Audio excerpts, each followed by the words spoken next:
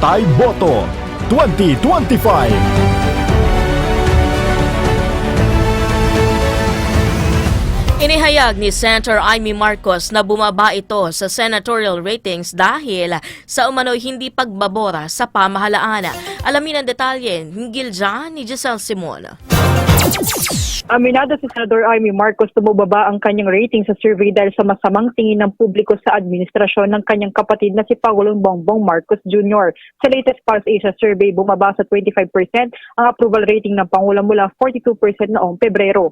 Habang sa senatorial survey, nasa labas ng winning circle si Amy Marcos mula 13 pababa sa 18th place na lamang ngayon. Gate ni Amy, masama ang rating sa administrasyon dahil pareho sila ng apelyido at nadadami siya sa umano. Kahit kasi may endorsement mula kay Vice President Sara Duterte, hindi ito sapat para maibalik siya sa ligtas na pwesto sa survey. Ayon naman sa WR numero, matatanda ang iniwan ni Amy admin slate noong Marso matapos imbestigahan ng pag-aaresto kay dating Pangulong Rodrigo Duterte. Kaya lalong lumabo ang kanyang posisyon sa gitna ng banggaang Marcos Duterte ayon sa ilang mga analyst. Giselle Simon, Newslight.